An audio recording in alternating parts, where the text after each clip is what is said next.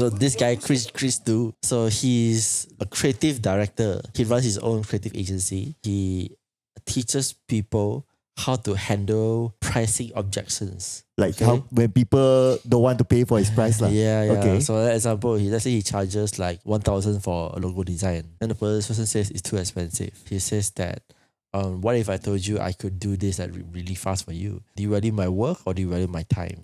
Long story short, the guy says that because you can do this very fast, so I don't think it's worth me paying that amount of money for you to do it. Okay. You know, then he says, but I work very fast.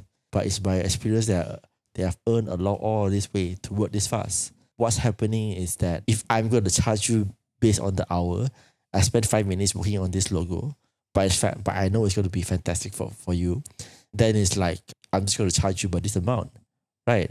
But the thing is, if you were to go to any other creative out there, then they will spend how long trying to reiterate and go about what you're looking into and so on. So it tries to see like, if you're charging by hour, then it's going to be like not fair for the creative because they have all the experience compiled and then also trying to understand what your brand is and so on, what you're trying to achieve by whatever logo change or whatever creative work that you're doing.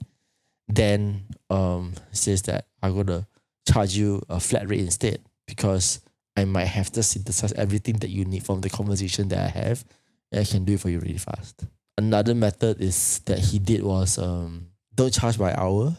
Why you should charge just a flat rate and say by hourly rate, kind of thing. And most business owners, they will just ask you to charge by hourly rate. They ask for your hourly rate instead of your flat rate. Kind of stuff on. So all this charging by hour, right? Like if let's say I'm Chris Dula, right? Yeah. And I know how to do the work. Yeah. But then it's like, oh, because you gonna pay me by hour, I do slowly. Yeah. So when that's actually I can finish it in 10 minutes. Yeah. So that's that's the other part of his argument. Then he says that if if my rate is 1,000, then but hourly you ask about my hourly rate, then hourly I will charge like $50, right? Then I'll just drag the work out on purpose. Yeah. And right. as a client, you won't know. As a client, you won't know, but it's bad for you also. Right. So it's not worth it for you in the end of the day. Yeah. Then supposedly you can get the thing back in half an hour. Now you have to wait for 2 hours. Yeah. Yeah. Just because. Yeah. Just because you wanted the hourly rate instead of what's the price. Right. Yeah. And that's where sometimes like if I see like this type of work if people put out there, it's like, oh, they charge per hour instead of like maybe per project or something that's more fixed, right? Sometimes I also wonder like, what if you can get it done in half an hour? Yeah. But you're just sitting it and then you tell me, oh, it takes me 5 hours to do. Yeah. I wouldn't know, right? Yeah. Yeah. Yeah. At least for me personally, how I approach it is that, we've done this work before and then this is our process. This is roughly how long you take. Then, this is how much you cost. So then I explained that in detail to them. But the thing is, right, if let's say like you are billing them for 3 iterations, right? Example, usually you want to put a cap to it because the danger is usually if you don't put a cap to it, then they ask for unlimited iterations, right? So if it's a certain amount that you do for that, you cap the amount of iterations, but you might get it in the first iteration. You get it done already. They love it, everything is done. Because maybe during what you call your initial discovery with them, you got everything that they needed. They know exactly what they're looking for. Then that's okay, lah. Then that's fine already. Yeah. But thing is, right, developing the skill to ask the right questions, to fine tune exactly towards the certain directions that people are looking for, that takes experience. Yeah. So for example, if I ask you, example a logo, do you want it typography or do you want it just an icon? Do you want it to represent something that looks like you or what? But those are very surface level questions. In the end of the day, it's like, what kind of customer are you serving? Then what I will do is I will recommend based on the customer that you're describing, the kind of things that they are attracted to. then I'll use that as a reference point to say like, is this what you're looking for? The target audience and what the purpose is for. Yes, you suggest and then you link it to them. Then it's easier to, in their mind that, yeah, it makes sense compared to what typography, what color, all of these things, right? Because colors, all of these things are all subjective. But in the end of the day, you need to tie it to something. It's usually one of the best anchors is you tie it towards what the customer wants, or you tie it towards what the brand represents. So a lot of brands out there, initially what they do is tie it towards what the brand represents. That's always the normal default. So it is to ask questions to get that out. What does your brand represent? And usually the question goes around like, what are you trying to serve? What problem are you solving for your customers? What kind of stuff do you do? And let's say you imagine yourself as a person when you're describing how you describe yourself. If your brand is a person, you describe the persona of your brand, you know, then you use that. And then you synthesize that information. Then you turn it into all the different styles that you can come up from that can represent that brand. Initially. Yeah. You know? Right. So if you tie it to that, then but that takes skill to learn how to even have that conversation. Because typically a junior person, they will just ask, you want yellow or blue? Then I will tell you, I don't know. Right. You tell me. Right. Yeah. Right. Yeah. Like sometimes we, like how we've been chatting about doing like the website thing. Same thing. I was like, I can tell you, this one looks good, that one looks good, but then like actually in the end you want to become what kind of person? Yeah. Then you have an anchor towards it, right? Then like, okay lah. Then either you think about it, but there's an anchor there. You know? So then establishing that anchor is so important. If you don't, and it takes a while to realize that actually, right, it's not about what kind of color you like, not about that, but it's whatever brand that person wants to create. Because it can be right, it can be wrong. As long as it is right in that person's eyes, that's all that counts.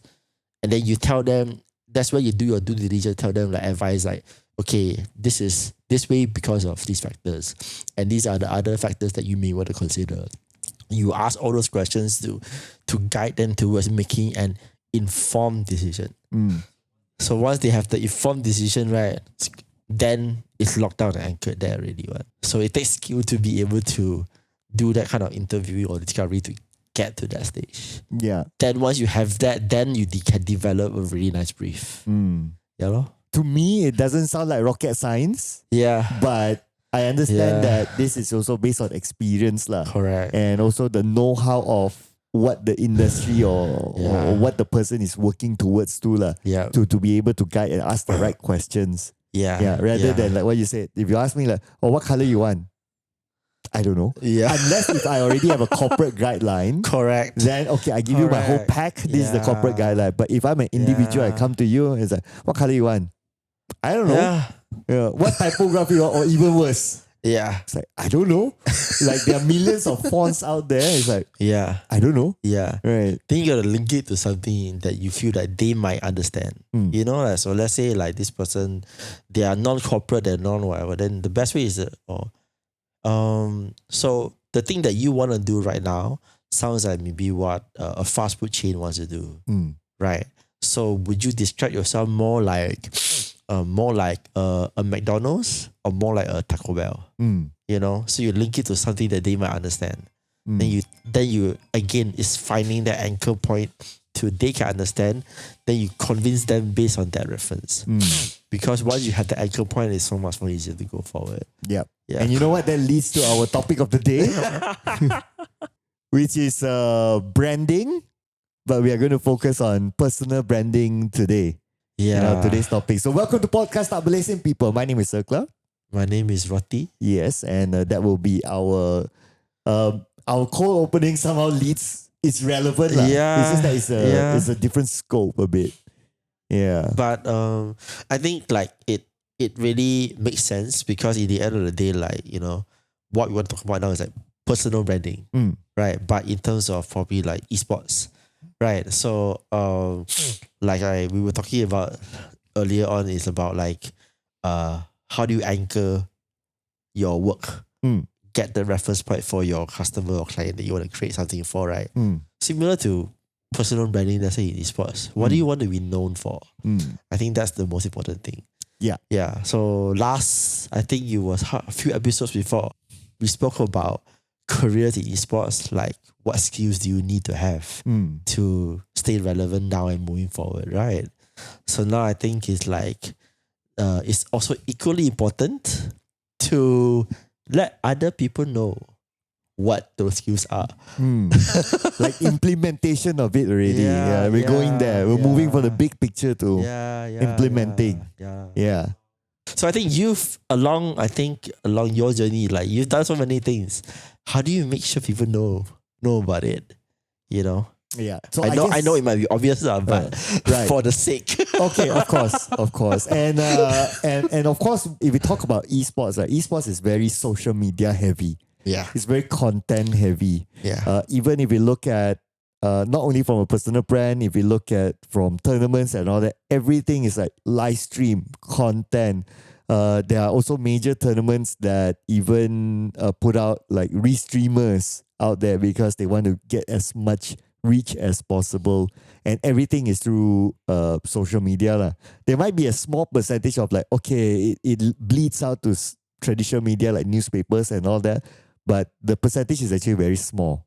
Yeah, majority of it is social media, so that's why that's that lah. So even when me building my profile or portfolio, especially when at the very beginning, I already know that it's social media, no doubt. And for me personally, it all started way back when I just wanted to do YouTube content just because I wanted to share to people how to play Dota, basically. Yeah. Although I never had too much thought about it, but that time I was already thinking of like, okay, I create my YouTube page, but what name do I put in? So I actually had a version before the Cloud brand. And the version was called Dota Tavern. Oh. Yes. Wait, was there actually ever named Dota Tavern? Yes. Oh, I remember I actually might have stumbled upon it. Okay, so it was way back. So if you open my YouTube channel, you scroll all the way back, then you will see that I still use the Dota Tavern logo. I got someone to design the logo. And then the name itself, I thought about it myself, and then I put it in because that time my thought was that I want to do something very Dota centric, right? So I had Dota and then fill in with the blank, and I thought of Tavern because it feels like it's very Dota realm, sort of relevance. And Tavern feels like it's a place where people hang out.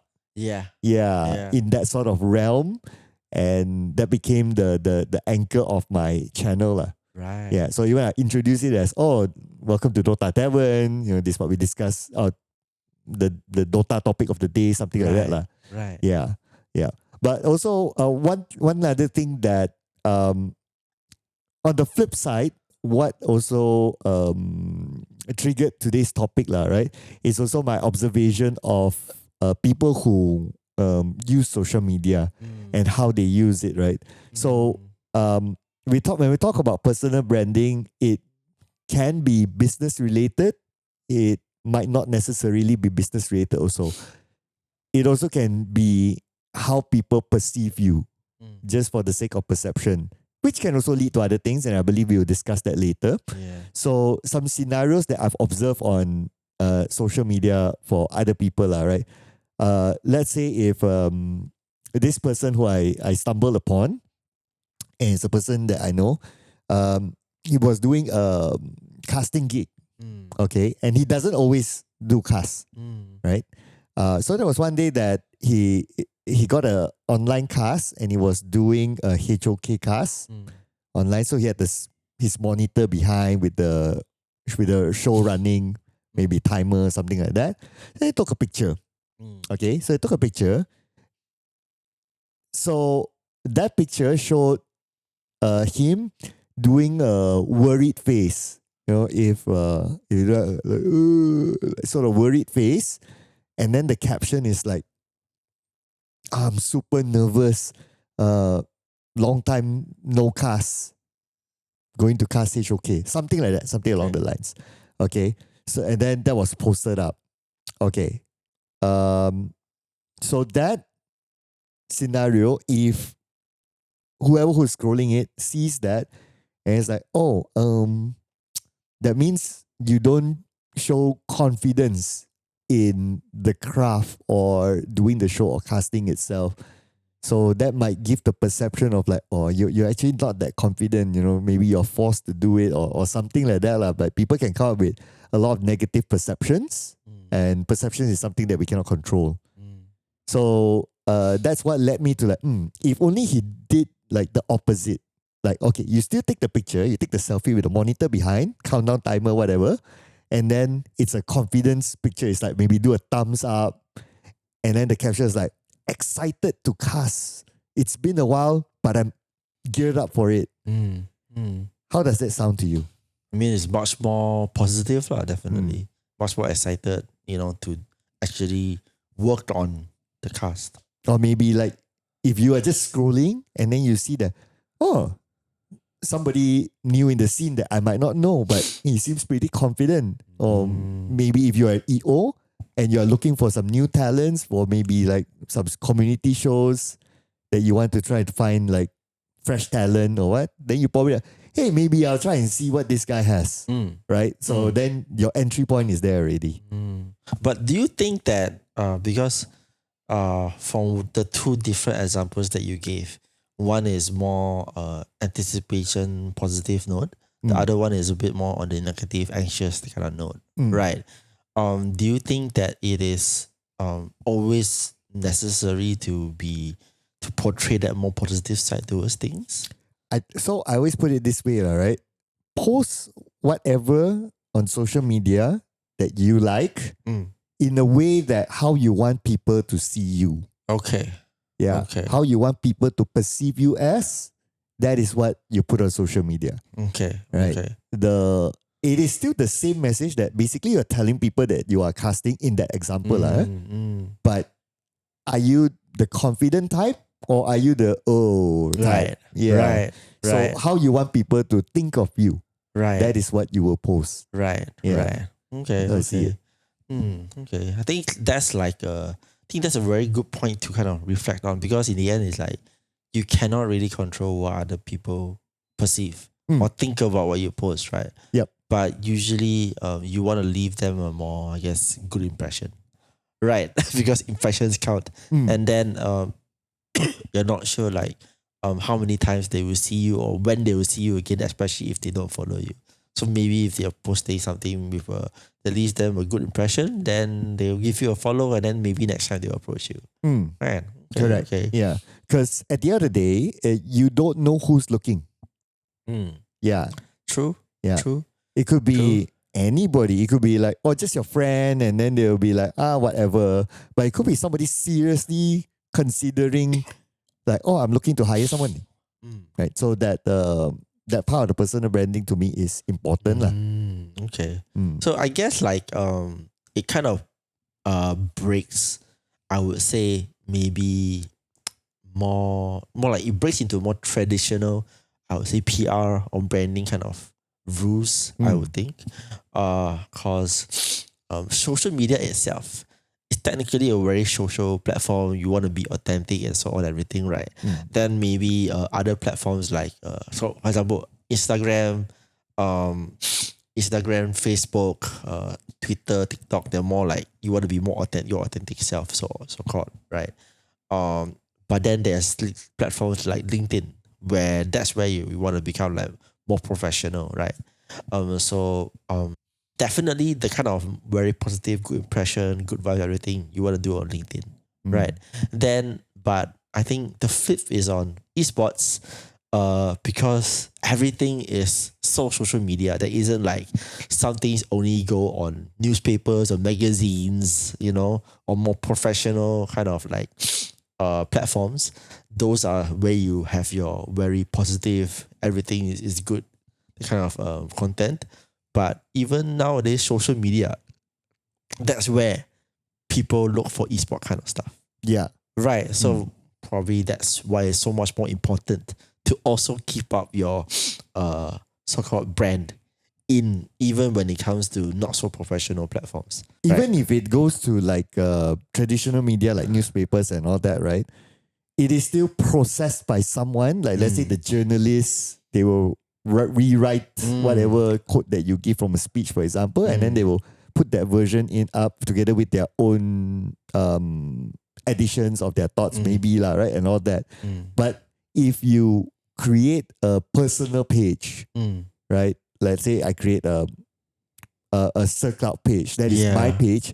So whatever content and how the direction is, how I would want people to see me, it is based out of that sort of page. So that's why, like, for me personally, whatever that I post, I'll make sure there's some level of value to it.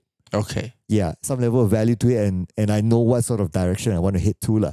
Okay. Yeah. Okay. So I mean, in life we can post about anything and everything, right? Yeah. Yeah. We can post like our breakfast, we can post our lunch, dinner, and all that. So it depends, right? If you want to post like regular stuff like lunch or dinner, today this is my meal, sure, like no problem. But at the end of the day, like you need to also be aware that you don't know who's looking.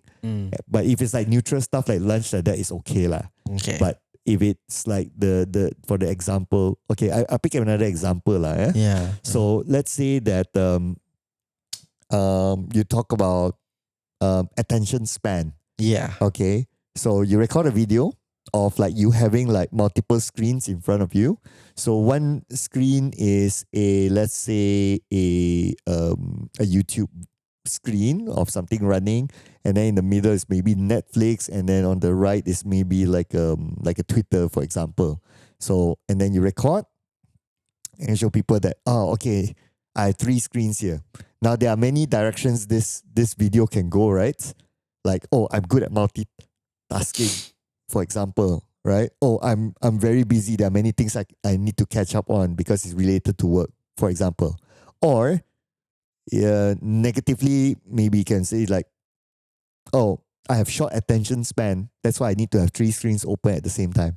So it's the same subject, but what is the narrative or the point of showing this? I think that is also very key. So if you go for number 1, then maybe people will think that, you're really workaholic.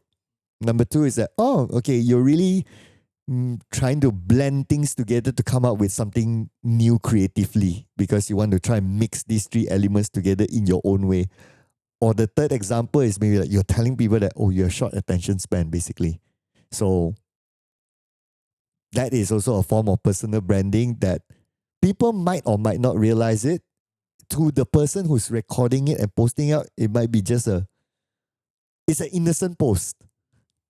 But to the person perceiving it, then it'll be like, which angle are you taking? I guess you say it depends also what you want out of it in the end, right? Maybe it's like, or rather how you put it, what kind of value that you want to project out there, right? So, like the post that you mentioned just now, the short attention span, that post might be, it could be seen as, like you said, showing your work as a creator and so on. Right, correct. So then I think if you're doing it from that point of view, right, we probably could say that it's still okay, right? But if you're maybe doing it in a light where someone might think that they need you to commit for the long, consistent work, that kind of thing, that as maybe a video editor, then maybe that might throw people off a bit, right? So I guess it really depends on like what kind of value do you want to show? Correct. That you bring to the table. Correct. Right. What direction you want to head to. So that's why I think it's also important for people who want to post stuff on social media, have some sort of a vision of like how you want people to perceive you. I think that's key lah. Right. I know someone who wrote a book about this actually. Okay. Yeah, this guy called Jen Wong. He's one of the co-founders of Open Minds. So this particular topic, he calls it content hygiene. Oh, tell me about it. Basically, it means that, like you said, you need to be very clear what kind of value you want to bring to the table, and you're very specific of showing that kind of value. So there are things that you only, out of all the things that you can post, you only show those specific ones. Everything else you filter out, you don't show at all. So that's the key. being very careful about what you post and what's visible to other people. Yeah. Correct. So the why it's called hygiene is because it's as if like, we take care of ourselves, hygiene wise, it's like your hygiene on your social media, hygiene on the platforms that are visible to other people. Like what are the things that you feel that you want people to see more about, and what are the things that you want people to talk less about. So you add more content to the things that you want people to see more about you, then you reduce on the other end. So yeah, I think that, especially if you are if your audience are not people who meet you often or know you personally. Yeah, true. If they know you personally, then they can. Yeah, it's a kind of different kind of effect. Maybe you're relying on that personal contact, more interpersonal relationship. Then that one works out, right? Correct. But what about all the other people, right? Exactly. Especially on social media. Well, especially if you're building a social media personality. Yeah. True. Majority of your audience won't know you personally. True. Yeah. True. Yeah. True. So that's where it's important for that. But if we were to also look at other areas of specifically for esports, right? I mean, there are so many areas to look at. One of the categories that are portrayed in social media a lot are players. Yeah. A lot of attention will be on them, especially if they are pro level players. They go to professional tournaments, interviews will be on them, official content will be on them and all that, right?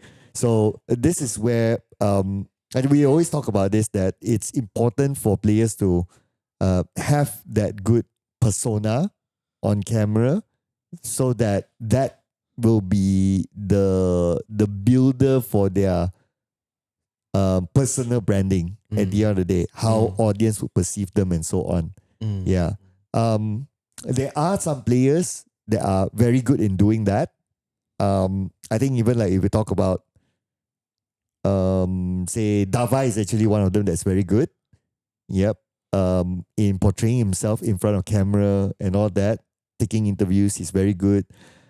People like Fredo is also very good. I think he's excellent. Yeah, and there are so many other figures that I can name, right? But those are just some of them. And because of that, they go very far. Instead, on top of they memang perform, they also can bring these sort of personalities into their own social media, and they can bring the traffic back. So imagine like you already have a platform that is the official tournament that's giving you so much exposure. How do you claw back all these exposure for people to, I want to follow you more because you're interesting, right? Right. And they managed to do it. Right. On top of their performance. Yeah. Then people would just want to know like, so what's your hobby like? Because you seem to be interesting, you can elaborate and all that. Right. And that can branch out to many, many other things or even businesses even. Yeah. So I'm going to put you in a hot seat right now. And ask you, what do you think, or who do you think have missed the opportunity to do that in Malaysia esports right now? I think Spicy question. But I think it's important to really realize this as well, right? So I know there's always so many different factors that go into, building out a personal brand, and also many more factors that go into even capitalizing on the opportunity and the amount of attention that you possibly might get, right? But all those things aside, definitely there are so many people who they themselves could have done better, right? So yeah. Okay, so I'll put it out there, right? I think at least in the recent time ones, right? I think like Nova Esports, I just put it out there, right? There's a lot of missed opportunity, and I believe that not only me thinks that way. I think a lot of people also think that way, because comment if you do, right? Because they are great players. They perform, they win championships here and there and all that. But when it comes to like, let's say, even the simple thing as a stage interview, people like, I want to hear you just won a big win, Yeah. right? And then, I want to hear like, how do you feel about it? And all the things that the host will ask, right? And then sometimes the answers are like one-liners. Okay. Yeah, or Okay. even like to answer a simple question of like whatever, right? Like for example, how do you feel about winning this game, right? And then it would take a very long time, pause thing, and then by that time you take that 10 seconds to just think of the answer on stage, then and people would just cool off already. Like I'm excited. No, there's like 10 seconds. The longer you make me wait, it's like that. And It goes longer, drags to the cringe moment is appearing. Yeah, and then the answer came out as just one liner. Happy there's like you make me wait 10 seconds for a happy law. Then I'll be like, oh no, right? It's like, bro, I waited so long. Give me more than that, right? Yeah, give me more than a happy law. That sort of thing, right? So yeah, imagine if like they are like they can elaborate their wins, Yeah. they can or maybe give a little bit of light-hearted moments. Yeah. I think and not only the fans watching that time would appreciate it, and even like for myself, so I would love it. Yeah. I always look forward to interview sections, by the way. It's Right. my favorite Right. part of all these Right. major shows. Right. They also become clippable moments. Yeah. Yeah. Whether some random clipper out there will just clip and put it out, and then basically you just exploded the reach Yeah. even more by not doing much. Yeah. Yeah. I mean, one thing that I love to look at is chess. Mm. Now, like Magnus Carlsen, he is so explosive when it comes to just expressing his frustration about what he did wrong. He lost the game. He smashed the table. He will smash the pieces and disrespect the player, but he bang the table and then he shake their hand and say and resign. And then you have Hikaru also. Same thing. They're very expressive. There will be camera shots of them looking at other people's playing, and then their faces are going like, "What the heck is going on?" Yeah. So like those, I think are like you said, the moments that are clippable, that you get to know this person, and then it's further enhancing the context of what's going on during those games and so on. Right. So those are moments that are really fun and nice to see. Right. So I guess and of course I think like people like Magnus and Hikaru, they're a lot more somehow articulate, right, about what they feel and and stuff like that. But what do you think that seeing like Malaysia, like for example Nova, them going out on stage to get interviews so much, right? Because they do win, they do perform, right? They do perform, and it's been quite consistent that way. Yeah. So what do you think teams like that can do to like just practical steps to improve on that? Because we always talk about, PR training lah, they can should talk more lah, all this should and can do, right? But maybe all these terms are so too big.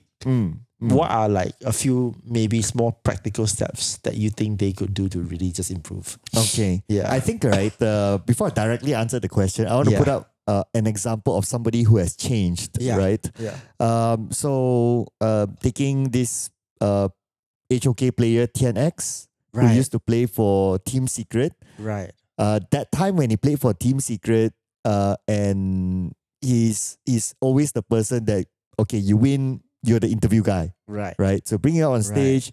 For the most part, he struggles with interview lah. It's like it's either you get the one-liner answers or you needed a translator to help you for simple English stuff and all that. And well, I mean, having a translator, of course, if your language is very limited, you have to. But that also means that the flow kind of breaks lah because of the translator. Right. No, it's not like he can't speak, he can speak. It's just I also don't know why lah, right? Okay, so that was that time. And then he moved to Indonesia to play for an Indonesia organization called Kagendra. No, not called Dominator. Sorry. Okay. Yeah, called Dominator. Sorry, I don't know why Kagendra came out of my head, but called Dominator. And he played there for a couple of seasons now. I think at least 2 seasons. Yeah, and recently, he got in an interview, a post-game interview on stage, live on stage and all that with the audience in front. And his interviews like went like, wow. Like all of a sudden, like, okay, he did English interview, didn't needed a translator, and his answers were so good. Okay. And when I say good, it's like esports good lah, means it's entertaining. Okay. Yeah, towards entertaining. So for example, like he was asked like, who do you want to meet in the next round? Your opponent, right? So there were a few opponents, and one of them happened to be Nongshim Red Force from Korea. Okay. And then his answer was, I want to eat ramen tonight. And Nongshim is a instant noodle brand, right? So that means that, he's referring to them. Yeah. Then when I heard, it's like, wow.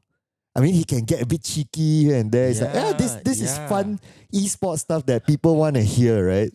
Yeah. So to me, it's like, wow, you just spent like maybe roughly a year in Indonesia, and all of a sudden, like your PR level, like level up, like, wow. Yeah. Very significant. Something must have happened there. Exactly. Right. Something must have happened. So I had this conversation with another friend, lah, right? It's like, why do you think this happened? Because before this, like, he even needed a translator to do an English interview when he clearly could now, right? Yeah. And then this person told me that, well, if in Malaysia, the culture is that, you don't want to do interview, okay lor. But in Indonesia, you have to do the interviews. If you are needed by the media, if the host calls you up, they select you, content guys select you, you have to do it. You cannot like, shy lah, no. Apparently that is how Indonesia culture is. Okay. You must do if you are called. Okay. Yeah, maybe that's part of their contract or what, I don't know lah. It could be. It could be, right? Yeah. So yeah, I can easily say it's PR training, like what you said, big picture. But do you really need to wait for somebody to train you? I think there is more value if an individual has self-realization and has self-initiative to want to improve. Because at the end of the day, if you yourself don't want to improve, no matter how people train you, also cannot. That is a fact. But for you yourself, right? So you have been involved with Sem9 before this. Yeah. And Sem9, of course, very, very popular. A lot of attention to it, to the brand itself, and also to the players. Yeah. Like, how does Sem9 before this help the players in portraying themselves well in front of camera? I think this really goes to really the team working behind the scenes, like the marketing people, the videographers, the team managers, the coaches, So they always find ways to persuade the players to really do that. And then if, let's say, the players feel accountable, they be as community as possible, and then try to script it a bit here and there, But they work very, very hard to persuade them and create those situations for them to act as either be very authentic, or let's say there's more scripted stuff. They will put in a lot of effort to persuade the players to go and really do all the work properly lah. So yeah.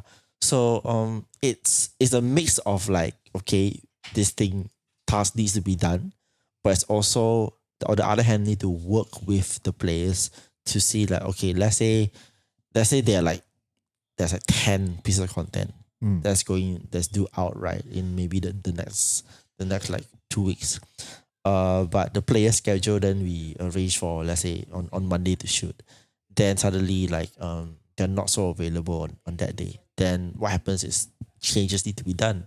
So it's a give and take for the players. The players understand that it's important, but we also understand that the players also have other priorities. For example, they need to make sure they train and so on, get that training in. So then but all of that orchestration really is hats off to the team behind, like the video editors, who is main one there working was Amar, then also Superboy, and also our coach who was there also Pasha, and also I think before this Edward, the marketing head also. So they were really very core in just talking to the players, persuading them, and even sometimes educating them when things they make certain mistakes here and there, you know. So having that team to really push and persuade and then being able to give and take, equally important from the players, like just understanding, yeah, this is important and it's part of my contract, sure, but it's also important for my brand to build it up. Then we will, when educating them, right, it's so important to tell them that, hey, you can get this, right now it's important. Then later on, there might be opportunities to do other things. For example, players, right, if you have the status of a player, you're recognized, you're pro, your opinion is very valued. If you can talk, they might invite you to be a guest analyst. They might invite you to give a guest or opinion about something for a tournament, you know, because your opinion matters because of the status, and you can really talk and articulate and interact with people. So that combination actually is very rare to find in among esports players. So if you can, but then also on the other hand, the branding that you mentioned earlier, you know, is important, because if you don't do that content, you don't show that you can talk in that certain manner, and then you're not visible enough, then it won't work out. Even though if your status as a player, sure, you're playing in 7-9, so on, right? But you cannot talk, then they won't invite you. But you're not as well known as the other players, then they probably prefer the other players as well. So yeah. And that is what Dota has done very well. So of course they will have their regular talents and whatever, and we're talking about pro level, right? But from time to time they also invite like retired players to be part of the panel. Yeah. So names like the OG players like Sap and all this, because they speak really, really well. Yeah. So they are very often, I will see them like, oh, they are part of panelists. They will be giving their opinions, whatever. And because you're talking about a 2-time TI champion, yes. Yeah. Yes. Whatever he says is nobody's going to challenge. Yeah. And whatever he says is auto goal. Yeah. Yeah. If he says, oh, this play is bad, it's bad. Nobody can say anything about it. Yeah. But the good part is, with people like Seb, it's not just like what they say, there's authority towards it. They can really break it down. Oh yeah. Right. So that adds even more. Wow, you know, it's amazing to have these kind of people on panel. Correct. You know? Yeah. Correct. So that is one thing, that's one way to look at it. So essentially what that leads to, good personal branding, what it leads to is that it leads to other job opportunities. Whether you are still playing and then maybe side jobs can come in, or once you retire, like the example of Sep, then he gets called to panelists or that, he gets more jobs after he retires. And imagine this. You're not going to pay Sep a starting analyst wage, right, to be on the show. Yeah. You're going to pay him super premium. Yeah. For sure. Yeah. Because of his status. Yeah. So, I mean, automatically you expect him to, like you said, already expect like a considerable amount in terms of compensation. But like, if he's willing to do it for lower because he just wants to get in and try it out, you know, then sure. But like, just because of the work that he's put in to build his brand, he already can command that level of compensation, right? So yeah.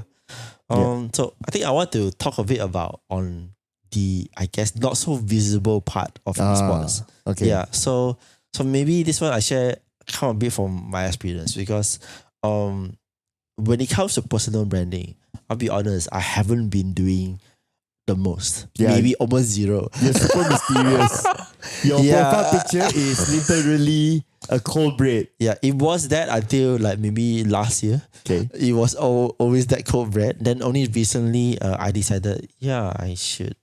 Just felt like doing like a photo shoot. So I went to my friend's studio, put on a blazer, you know, and then had a professional photo shoot done. Oh, it's your friend's studio. I thought that it's maybe 7-9 taking photos and you're like, hey, can I slide in, you know? No. That was before I joined 7-9. Oh, okay. Yeah, so I did it before I joined 7-9. Then like my friend helped me set it up and stuff like that. Then we got some nice pictures. Then I chose the one I felt that would represent myself the most. And I just used that one and put my new profile photo. So that was only like early last year. Okay. So why did early you or do middle that? last year. Because I think that I was transitioning to a phase that I was required to become more visible and outward facing already. Before that, my roles have mostly been very behind the scenes. I'm still considerably very much behind the scenes, because I don't appear in front of camera. I don't play. I'm not the player, the figurehead of like the team and so on. But now I need to represent companies. Like for example, my role in Sam9 a bit more forefront when it comes to just building relationships on the B2B side, and also now with Digital Nation, same thing. More B2B kind of ventures there as well. So it's because of this that I felt like okay, there is a bit more need to kind of clean up again content hygiene. Content hygiene is not just what you post, it's also how you arrange your profile pictures, your and on across all platforms, your descriptions, how you want people to think of you and see you, right? So that was my first move. But before that, I was very much like nobody, only the people who have worked directly with me would know about me. So and what I actively did was like two things only. One was internally I would always seek opportunities to just add value. Whatever need to be solved, then I go try to solve it and help out. Right. Then I would also try to actively seek out other people to just meet up and our culture in Malaysia, yam cha. That's it. Just to chat, exchange opinions, get to know each other. And the people that I usually would try to yam cha with are more like, okay, one day maybe I would like to work with this person. That's it. But first I need to get to know them first. Right. To see whether there is something that we can work on, whether there's a synergy there and so on. So my approach was largely that. And all that is not visible at all. So it's very underground, So like you said, mysterious. But the good thing is not many people how do you say, I can stay away from the limelight. So the stuff that I do not very visible, so I can stay in the shadows and be quiet, do my own thing. I like that kind of state. I like that kind of environment. But on the other hand, it's a bit like how do you say? And sorry, to add on to that, only the people that I would have worked with me before, they know about me, so they know the kind of work that I can do, the value that I can add. So it's a bit more easier to reconnect with them and then hit them up, have a chat and so on. And see whether we can do something together because they already know me. And usually those people might end up recommending me for certain things because they know that they have done that kind of work before. On the flip side, it's harder for people who have never known me before to just have that, who's this person, and then that whole barrier of mystery that's there, it's unknown. Right, they don't know what I do. They don't know why who do I know, and so on. Yeah, so maybe would like to get your take. How do people, because you've done so many years in recruitment, right? How do those people show up in becoming more visible in their own personal brand? Yeah. So this is where there are especially nowadays, there are different community groups. Right. And they not necessarily are community groups for people to do job search. Right. They're just like community groups of common interests that they share stuff with each other. Right. So for example, I take a familiar space for me, which is the tech industry. Right.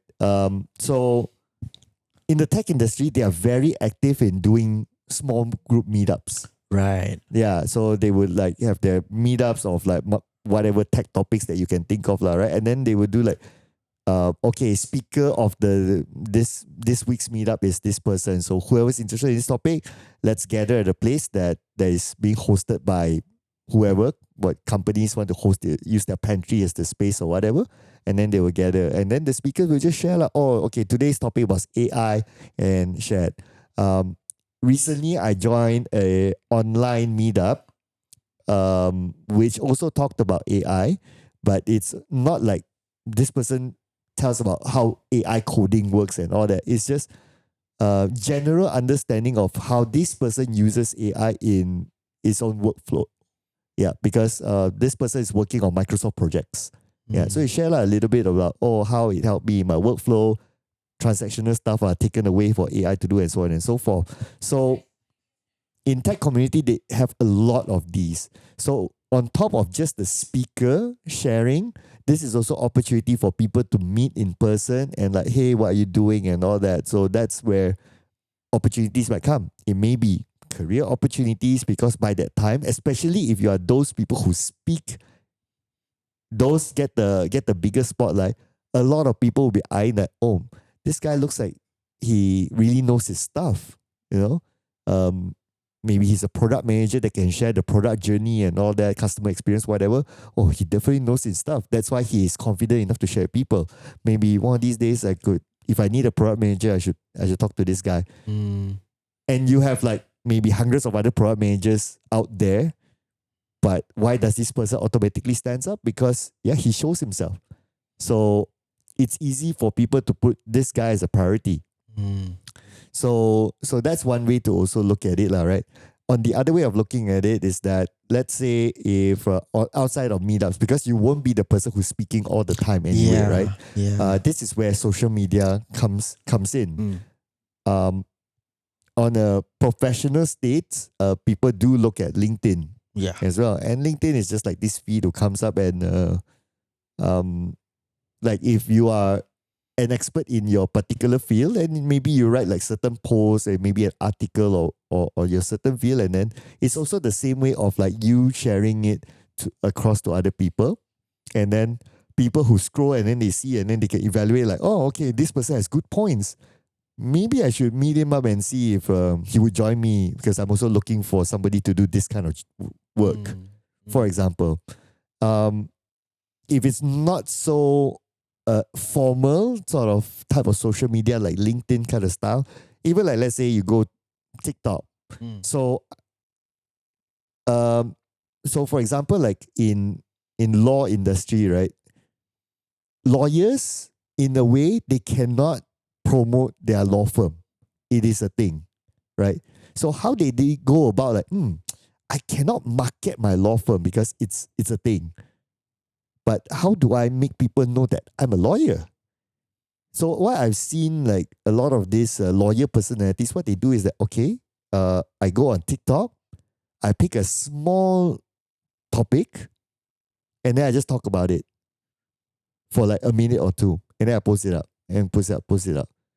So as they do this, then they also build their personal brand of also telling people, hey, I'm a lawyer. If you need any help, you can DM me. Then it becomes a business thing also. Or maybe even a career thing, that you're a lawyer at a law firm, but maybe another law firm wants to hire a lawyer. Same thing. So essentially, this is all done by just how you portray yourself on social media. If not social media, then, if you get opportunities to speak at community events and stuff like that, then there's also another way. You even better double down is what, you speak at community events, then you summarize it on social media. Yeah, because if you do it just there, then maybe only that crowd knows. Or maybe the organizer will just take a picture, post it on their social media, which is still within the same community. Right. But if you like, okay, I'm done with this speech, I've delivered it, now let me summarize on my own platform. It portrays you yourself to a wider audience as well. So that is how it can work from a career perspective. But for you as well, right? Like you've like your approach is towards business as well. How do you see, I want to change the angle a little bit. How do you see companies can work on these sort of brandings for business deals? So personally, like from experience, right? The best thing to leverage to get your brand out there is just referrals. Word of mouth and referrals, these two. Because these two carry in a way what what people think about the work that you do, and also the person that you or your extension as a company are. Why I say this is important is because that when you are working as an individual versus as a business unit, it is very different in a way where individual, you are you. You have your skills, people work with you. And most of the time, those skills are, if it's very technical kind of skill set, it's very plug and play because you notice it in and out. And if you're joining a company or someone's looking for you familiar industry, plug and play, very straightforward. But when it's company, then it is them having to adopt whether your style of work does it suit them as well. You know, not just the results or the things that you can do for them. That's your style of work as well. For one example is, let's say you work with more startup or SME people, you need to be a lot more flexible when it comes to the kind of, I would say, milestones especially. So your end goal, let's say you're helping people do an event launch, right? Your end goal is the event must launch at this date. Your checkpoints and milestones all towards there. You need to be flexible in a way where they might not have everything ready for you as a bigger corporate client might have. Things might come along the way, and then sometimes you need to help them out a little bit more in terms of scope when it comes to, because they just don't have enough hands sometimes. But you need to carry them along the way, you know. But the goal is will still be done there. Then you manage it within like what resources that you can provide for them, you know. When it comes to working with bigger corporate, milestones and sign-offs are very important because they usually will have internal stakeholders who already need to sign off on certain actions before they are carried out. And that is equally important to prioritize as doing the work as well. So it's just a different kind of flexibility when it comes to working with different clients. So some people I noticed they are really good in environments that require you to adapt and change and go with the flow. These people usually work very well in fast, rapid changing environments like startup SMEs. Some people are a lot more rigid, structured, but very precise. Those who work with environments that are a bit more corporate, they are more suitable for that kind of work. So sometimes the DNA of a company, it also determines like how you approach the work as well. So different clients might look for different kind of styles, you know, and it is usually I would like to think that right now, Digital Nation, we have a very flexible style, but it might not be for everybody as well. You know, so that's why when it comes to company branding, for the company itself, business, right? The word of mouth and referrals are still the strongest because they usually will refer your company to their friend who feels that, yeah, they can solve your problem in a way that you will like because they know that person best. Usually that's the case. When it comes to the more visible kind of things, right? I like, for example, posting on LinkedIn, one example, right? Or even let's say going to events, right? These two, the way that you need to be able to position yourself, because both platforms, you need to always deal with one, you yourself, let's say you're going alone with multiple different people at the same time. You probably don't have a lot of time with them. So you need to be able to pitch yourself or your service in a very specific way. And it needs to be super fast. It's your elevator pitch, right? The structure of it usually is like, hi, I'm so and so from where I help what kind of customers achieve something. And then if you want to go further, without having what kind of risk. So that is kind of the format that you pitch yourself to customers. But what's your take on personality-led businesses? Because that's very heavy on personal branding. Okay. So I will not deny if let's say they call this founder-led marketing, you know, if you compare founders doing the marketing, their own personal page versus the company page growth, right? The founder-led marketing, when it comes to followers and engagement-wise, they will get a lot more. When it comes to just that kind of traction, you know, and the growth rate there also, it is much more huge as well. But I would argue in a way where the potential of both technically is the same. You just need to see which one is, because like, let's say you are a founder-led marketing team, right? Your founder's page is posting very regularly and so on. Very likely the content that is done there, right, isn't by them. Usually it's done by their marketing team. Or the marketing person, you know, in smaller teams. So then that content there, right, what usually happens is it is built to attract a lot of people, but it might not be the best place to, they say, harvest that kind of people and convert them into customers.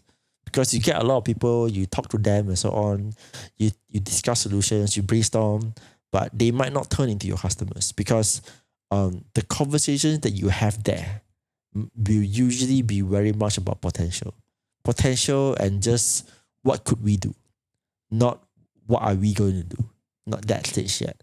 So it takes a while for that kind of a multiple step process to convert that into customers straight up. Whereas you are a brand page, right? The thing there is that your traction might not grow as big as your personal brand page, right? But you just need to that means you just need to be more precise about what kind of content you're putting out there. For example, founder-led content. You say, hey, I stumbled across this realization today. And I think this is what I believe are the 5 things people should really be looking out for when it comes to getting your name out there, getting people to know what your brand, your product and service is, right? Custom your own company page. Just say that, hey, this is, do you face this problem? This is a service that we can provide. This is what we've done before. Done. Straightforward. So technically, you are straight away addressing the problem. When it comes to the problem, the kind of service that you provide and proof of the results that you have already provided in the past on your brand page. That comes off like, because when people are scrolling, if it's a brand posting something, it's going to be, they will expect a product already. Product or a service or a sale. They'll be like, okay, cool. If it's something they want, they'll convert straight away. They'll come and ask for demo, you know, an inquiry. If it's your founder's page, usually when you post very direct content like that, right, without giving your own insight towards how you delve deeper in it, people tend to view it as a lot more like show off. Or just show you off what you've done and so on, you know. So that's why the approach usually on the founder-led marketing, you can net a lot of bigger reach, but they might not necessarily convert into customers. So it's the same thing like how every business, they always talk about the bottom line, right? Sure, 1,000, if let's say founder-led marketing page versus your brand page, you get 1,000 likes here versus 100 likes here. But in the end, both pages close the same amount of customers. So you're like, they're both effective. It's just that the kind of metrics or the kind of content that you post out there, you really need to fine tune. So there are founders out there who are very comfortable with doing their own personal brand. You know, good for them. Great. Use that, utilize that. You just need to know the kind of content and voice that they need to create and curate to attract those customers. And then you know what's the follow-up process from there. You build it out, right? The brand page, you can do that as well. But again, the content is very specific because they're looking for a solution already when they're looking for this kind of thing. And maybe the distribution isn't the organic method.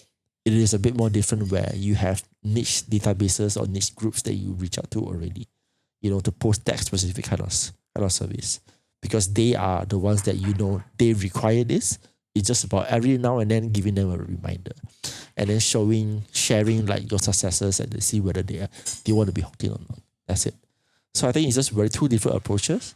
And you as a business, right?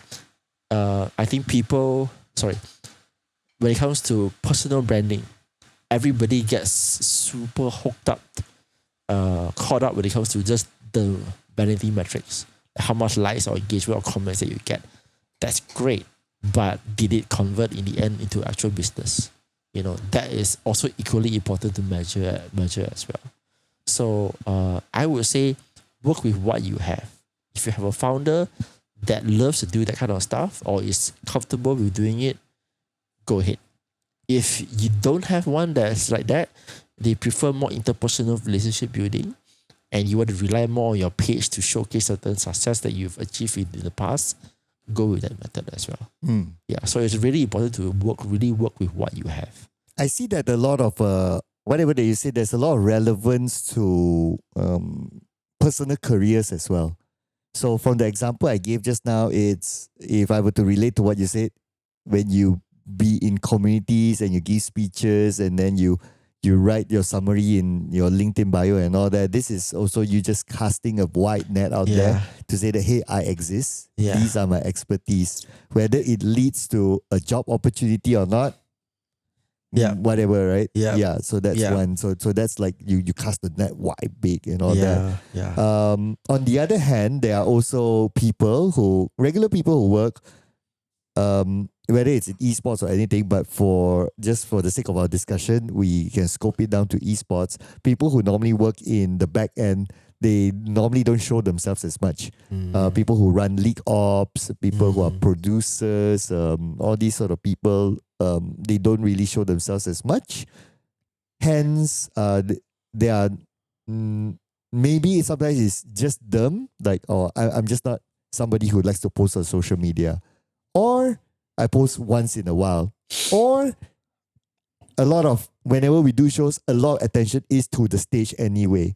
So it's not to me. I'm just like some guy behind just doing the CG, for example. Now, this is where I'll put it out as whether do you think it's a missed opportunity if there are those kind of people that, I'm just not a social media person. Do you think it's a missed opportunity?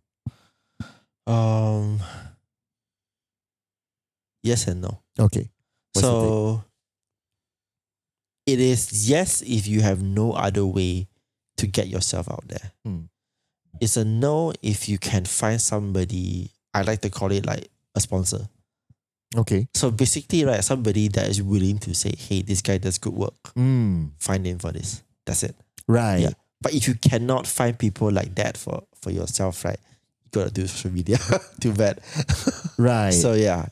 So because there are really going to be situations where you really cannot find anybody to vouch for you, that kind of thing. And be it so many different scenarios, right? Then you need to put yourself out there already. So it's either you post social media or you yourself reach out to companies actively that might be doing the work that you are aspiring to do. Then, hey, I know you guys are not recruiting right now, but would you mind checking out my work, the stuff that I've done, or we can have a chat, and then so that if one day you guys have an opening, then I would really be interested to join. So again, it's putting yourself out there. You get a sponsor or you connect with those people directly. Nowadays, it's so much more easier because there is LinkedIn and so on, right? So it's just really about genuinely reaching out to those people and seeing whether there's an opportunity there. Make that connection happen. If it's not other people doing it for you, then you need to make it yourself. So, yeah. And especially if you're on the creative side, there's a lot of repository websites that you can put your artwork in and all that. Yeah. Like I know this guy who actually I don't know how I got connected with him on Facebook, and it's my personal Facebook with this guy. So he's a Japanese guy, and he's been doing CG for Esports World Cup. Yes, I know. You probably know the person. I don't think they're Japanese. I think they're Filipino. Okay, actually. maybe or maybe just use a Japanese Japanese moniker. Yeah. Okay, so he's been doing CG for Esports World Cup and all that, and when he only posts up when the show is done and all that. So of course to protect the IP. But when he posts up, then he kind of tells a bit of the story of why he does certain designs and all that, what inspired him and all that. So I find that, that's actually quite nice. So and then I know that he gets opportunities after that to like work on other big shows and so on, to do CG and stuff. So I think it just proves that to me, we also need to look at sometimes job opportunities are competition. Right? There's one job opportunity, but there may be like 10, 50, 100 people who wants that job. Here comes the question as individuals. What makes you stand out? If there's 100 people who can do this CG work, graphics work, 10 people are showcasing their work on whatever social media platform. Do you think as people who are looking to hire a graphics guy would look at the 90 people or would look at the 10 people? Yeah, definitely the 10 people. Definitely the 10 people first. Or rather, the 10 people would be one of the first people that they take notice of. Exactly. Unless out of the 90 people, somebody has a sponsor, like what you said. Yes, correct. That maybe like, some big, some trusted person or credible person tells this EO that, hey, get this guy and he's part of the 90 bunch. He's damn good. Okay, then he will be put on top of the 10 people. But if you don't have this sponsor, then immediately these 10 people gets the first spotlight. Correct. If these 10 people all cannot do that job, that whatever that you want them to do, then okay, it goes to the 90 people. Then you're competing with 90 people. If you think about it. True. So wouldn't it be easier to like, okay, let's create something to be part of the 10 people rather than competing with 90 people? I compete with 10 people. Yeah. I mean, I will definitely agree with you on that. It is easier if you already start, putting yourself out there, right? So I think the social media method is one of the easier ways to do it, right? So the other method where I said that having the sponsor or reaching out to them, that one technically it is like definitely not as easy as social media, right? So, but it is another method as well if you want to go down that route. So yeah. And of course, now I'm giving an example of creative people who has work to showcase, right? But what if they are the people that don't have work to showcase? For example, marshals. League ops. How do they showcase? I mean, from what I've seen, marshals, they just take the events that they marshaled for. Because it's very common that they appear on stage for those events, right? So they just take pictures from the stream or like get someone to take picture for them, then they just keep it lah. Correct. So So then they post those things up, right? So again, it's social media, but for marshals, I believe, based on my experience at least, social media is cool. You post it out there, but what people will usually do is ask around and like a more trusted source to see whether they actually know how to do the work, and it's not just like posting pictures just to show that they're present there, kind of thing. Because the technical skill set that's required there, I think, is a lot more like important to have that less area for mistakes to happen. So I think like less margin for error. So I think those people, they would look more for people who actually like have the technical skill set to be able to do that kind of work first. So in my opinion is that there are two ways to look at this. There are areas that you can control and there are areas that you cannot control. So whether people actually refer you or not, or whether people put in a good word for you or not, you kind of cannot control that. True. But what you can control is how you want to portray yourself as a personal brand on social media, on your own page. So if, let's say we take marshals, for example, they completed this tier 1 event, they take a picture, say, glad to be here. It's an amazing event. And whatever lah, right? Put a nice caption there. Thanks to production, thanks to event organizer, whatever. Thanks to, yep. And then you post it up. So people know that you worked on this event. In my opinion, especially if you work on pro level events, people automatically say can do one. Yeah. Yeah. Yeah. Yeah. I mean, definitely there is that, like you said, the credibility is there. Definitely lah. Yeah. Especially if you multiple times work on the pro same level one and tournaments. it's pro level, then they call you back every single time. Yeah. Then yes. Imagine every EWC you're there. Yes. So Definitely. people know that this one sure can count team. Even though I don't know you, but every year EWC also you work on it, Yeah. then sure. Yeah. Right. Correct. So then to run my event is probably like mine is probably not EWC, but I'm sure you got it in the back lah. Yeah. But that actually brings to mind like a very another question and curiosity. Because people who do league ops, right, who do martial work, right, yeah, them going to multiple events doing this kind of stuff. It is them showcasing their skills, right? But how do you talk about it? Right, because like when you think about it, right, I think for like both of us, we've done consulting, we work with this kind of range where we are forced to articulate kind of the value that we bring. Right. So I think for us is, and when it comes to my world, is very marketing. You have to be able to articulate the impact of your work, or how you fit in towards the kind of goals that they want to achieve. Your work as well, which is similar.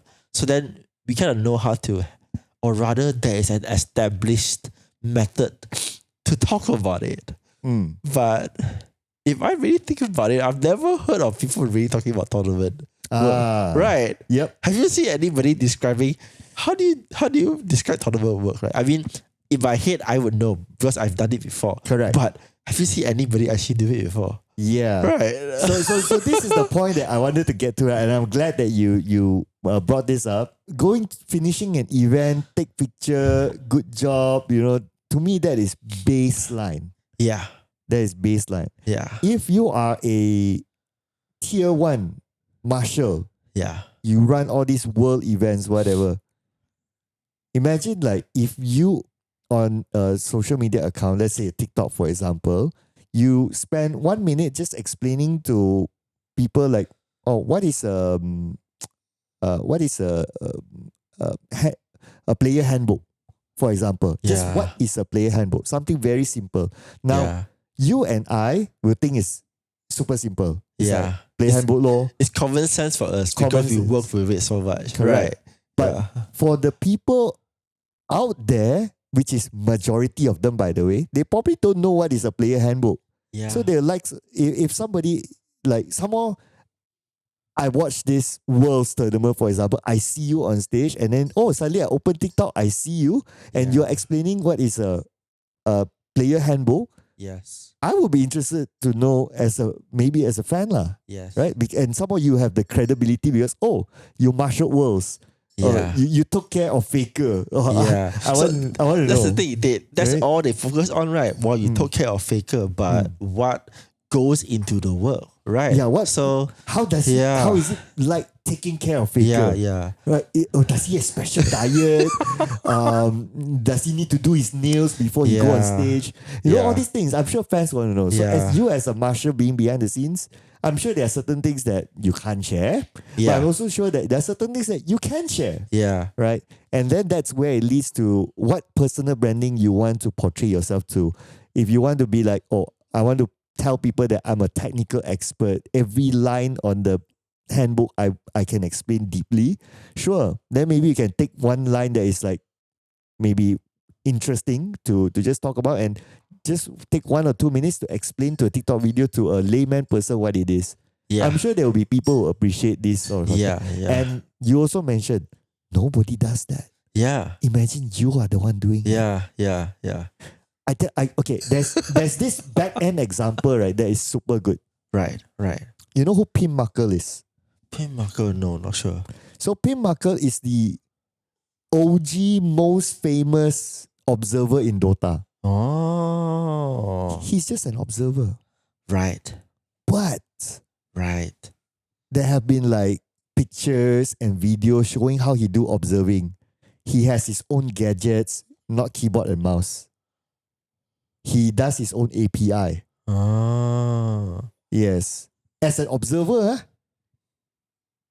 okay. and that's why he's well known and highly paid to do TIs and all that.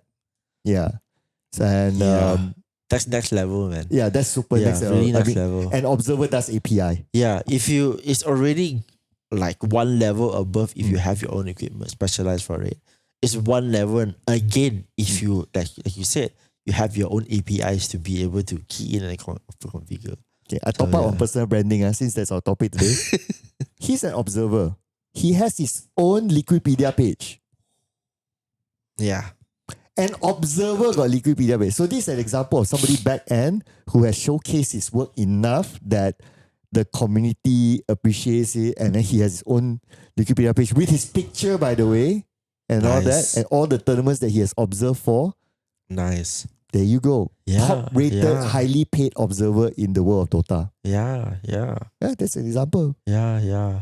And so in the local context, I've seen like our observers, especially people like Nye, Zai, Amin. Back then, I always see them post personal content, or they just put the phone at the side and they just show how they do observing, what their communications is like. I find it kind of cool. Yeah. So imagine all these sort of things that you think that people don't want to see one, not important. But actually people do care. Yeah. Yeah. And I think it's how you were to angle it. So one example that I can think, not for observer but for the tournament side, right? Is that you say people will say, oh, you take care of Faker, all this kind of stuff, right? Then you ask, was he diva lah? All these questions, do you have any special needs? Sure. And then he maybe was like this. And then, but like you said, one of the most important tools for a marshal is really your player handbook or the rulebook, right? And then if imagine you phrase it in this way, like a few things, let's say 3 things that you didn't know that are really important to include in the rulebook. So one of those things that people always underestimate is call time. So people will think, the game time is here, then the players will arrive. Nope. No, they have to arrive way before. And you need to set this ahead of time, and it needs to be clearly communicated. And sometimes they go into the point where the rulebook will say that if you come late, then what's your penalty? What's going to happen? And it will be enforced. And all of this is either written in black and white in the rulebook, or it is communicated in group, visible to everybody, and then there was no objections raised from the team. And it needs to be done in a way where it is fair to the organizer, and it also gives the players or the teams enough time to be able to prepare for those circumstances to happen as well, right? So that kind of stuff is really important to have. And imagine if you say that, if you didn't do that, then what are the repercussions that could happen? You don't set the call time, then the players will be like, oh, you never tell me I need to come 2 hours early or so. Yeah, so you never say I need to do this sound check, mic check, because I need to do this, I need to configure my thing again because I haven't installed yet. You never tell me anything. So usually all of this, I assume, is already prepared by you already. Right. There you go. Yeah, so all of these things, as a marshal, you need to make sure you communicate with them, and then make sure that it's all set. And then based on their expectation of what needs to be done. Right. So if you angle it in that way, right, then that will really showcase your expertise. And then instead of saying that, I made sure this was done, I made sure that was done, but those are not, it's like, sure, it's not really surprising, But if you say, did you know if you didn't set this, then he could have come late and the show would be delayed for 1 hour, and then it would be my fault. Yeah. And I'm gonna give one more, right? I'm gonna give one more to, let's say, any marshals out there who want to do this sort of personal branding sort of content on your expertise, right? Very simple. People always question, or people as in the viewers always question, why pause? Yeah. Right. So people will be curious to know, what is the pause rule actually? So play a bit can pause. Play a bit can pause. Actually, what is the pause rule? Is there a limit to how many pauses or what? Yeah. And then this is probably what viewers normally don't know of, right? Yeah. When the game is paused midway, players cannot talk to each other, Yep. right? Yeah. We know because we are part of events, Yeah. but to the normal audience, they don't know. Yeah. Then they must be thinking, hey, why they all not talking to each other? This is their time to like re-strategize or what, right? Yep. But they Yeah. cannot. And not many people know this. Yep. So this is some of the examples of like, you may think that, this thing not important one. But actually there's a lot of people who don't know. Yeah. But Yeah. rather than thinking of like, this one not important one, people don't want to find out and all that.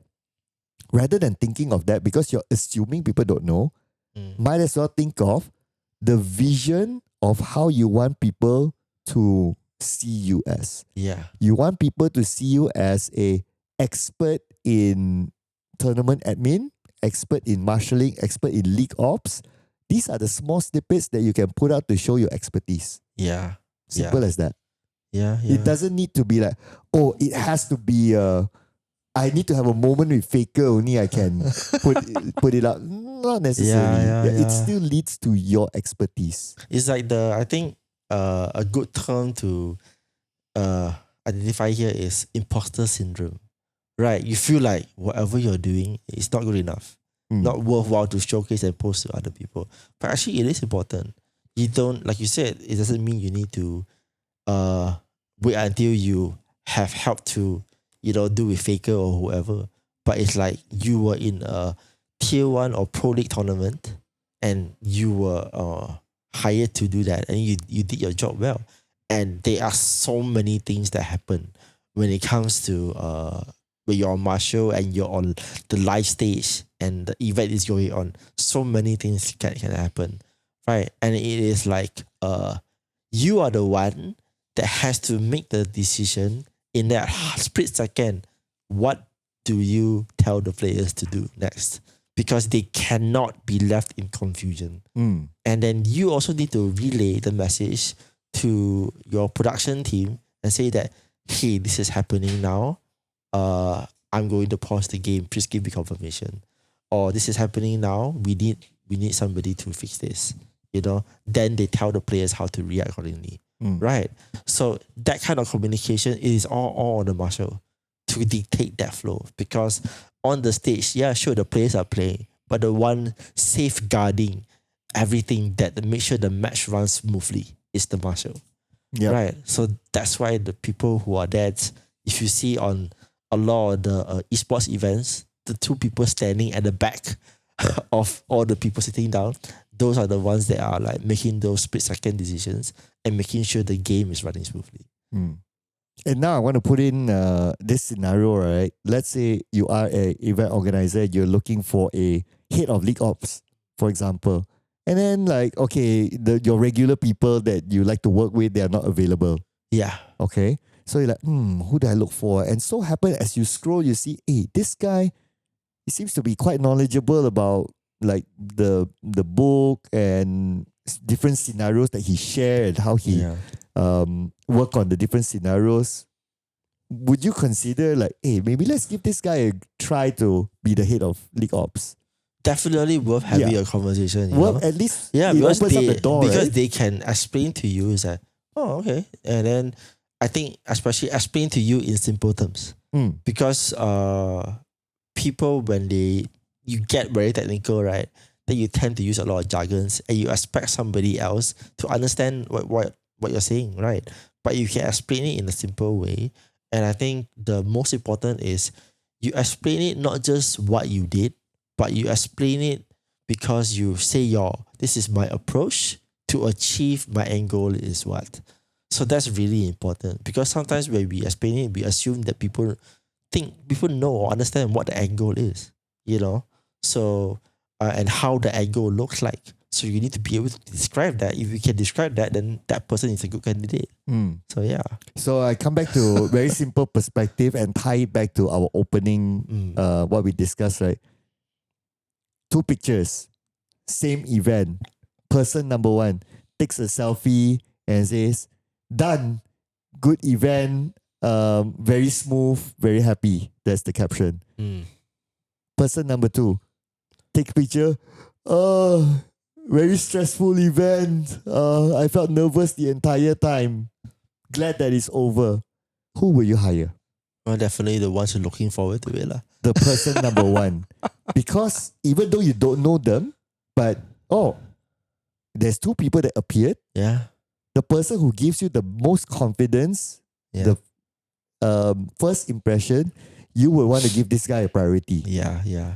Simple as that. I think the keyword fair for me at least is will things go wrong? They will. Expect it. But the person that's able to show resilience and to, despite all that, saying that event done, great show, thanks to everybody, let's move forward. That's resilience compared to the one who's showing that, oh no, I'm very anxious about something. So yeah. Correct.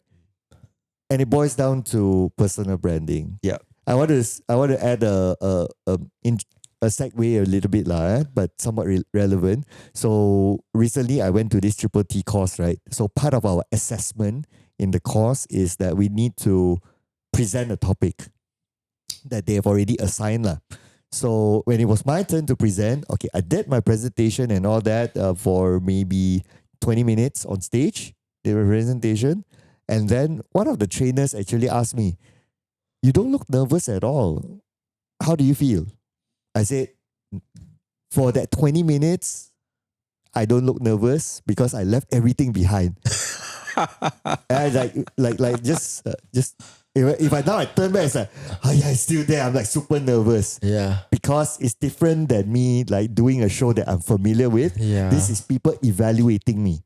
Yeah. And that is an assessment to say that whether you qualify to get this certification or not. Yeah. So of course I'll be feeling damn nervous Yeah. Yeah. But for that 20 minutes, I turn off. Yeah. The nervousness, I go. But if you ask me in actual person, I'm shivering my balls off right? But because I have to portray the confidence to you who is evaluating me, and that's how I put it out there. Yeah. So that when you want to give me a pass, you give me a confident pass. Rather than like, I want to give a pass, but it's the same thing. It's same but different. Yeah. A sort of way of looking at personal branding as well. I mean, to be honest, even like what we're doing now, we're still talking over our camera, right? Oh yeah. Yeah, and definitely like I'm always worried, am I saying something wrong? Am I speaking clearly enough or stuff like that? But then I'm like, you know what? It's okay. Whatever I say, if I catch myself, it's fine. I'll acknowledge it straight up, but keep on going. Right? Like you said, leave it behind and just go. Correct. Just go. And then think of improving 1% at a time. Yes. You don't need to drastically be like, in my next video, I'm suddenly this speech guru. Yeah. You don't need to be. Maybe just improve 1% or like, okay, that one a bit too long pausing. Maybe next time I just cut down on the pauses. Something like that. Yeah. That works as well. And then over time as you do it, you'll compound it and then, you improve by 10%. You improve by 20% from your first ever episode. Example. Correct. Yeah. Which is also the way for, if we were to look at personal branding, maybe at the start that people did their personal branding not in the right direction. Yeah. But it does not stop that person from improving into the following way that they think they should be in. Yeah. So I think because some personal branding is a lot more visible than others. Right. Even like also you mentioned businesses, how they do branding also. Some are more visible than others. Some are more social than others as well. Right. But the key goal is to like your branding is supposed to eventually be able to attract people to want to work with you. That is the end goal. Yeah. Because being actually able to work with the other party, that's more involved there. But the first deal is when they come to you, they are actually attracted to, hey, I would like to try to work with this person. And it's because of all the stuff that you've been doing, the groundwork, that made them feel like, hey, you might be a suitable choice. That's it. So yeah. So be it your visible, not so visible, social media, you do it through like sponsors and so on. Just make sure that you get yourself out there. That's it. Put yourself out there. But of course, I think we both agree social media is the easiest way to go. Yes. It doesn't cost you anything. Yes. You know, Yes. it's easily accessible. Yes. The reach is pretty decent as well. Yep. So Yep. why not use that first, right? I think as a especially in baseline. esports, because like you say, esports is more or less eat and breathe social media, right? Yep. So yeah, why not? And even if it's not esports, a lot of people are portraying themselves with in a certain way of personal branding on social media as well, like LinkedIn, for example. Yep. There's a reason why people write articles and all that. Sure, there's Yeah. a social aspect of like, I discovered something and I want to share it to the world. There is also a personal agenda. When I say personal agenda, it is not wrong to have one as long as it is a good agenda. Yeah. To also sell the person, sell himself to say that, hey, I'm an expert in this field. If you want someone to work on that field, maybe let's talk. Yeah. And always try to be less of an asshole every single day. That too. Because sometimes we do things and we are not sure. But then later on we catch ourselves. Oh, okay. Then just learn from that and grow. I think that can bring our discussion to we're towards the end, but I think as a little bit of a wrap up, right, that brings to the opposite of things.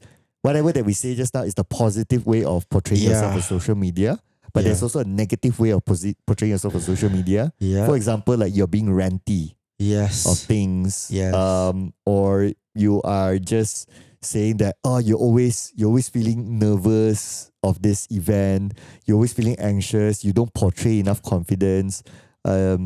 These may lead to the negative perception of or the even person. if you're always very spiteful about things. Yeah. Right. Like you're saying that hey, this person always gets this kind of things, whereas other people, aka me, should be getting it, that kind of stuff. That's also that part, the dark side of things. So yeah. Yep.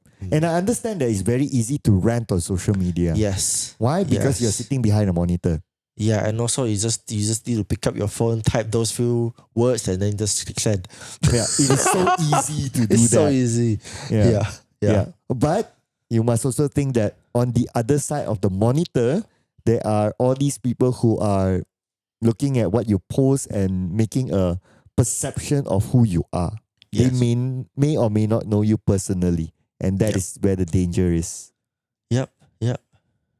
So essentially, I think that's where we can conclude our podcast for this episode. Yeah. And to summarize, what would be your personal takeaway from this episode? Well, I would say just make sure that you constantly work on your skill, but remember to also put yourself out there as well.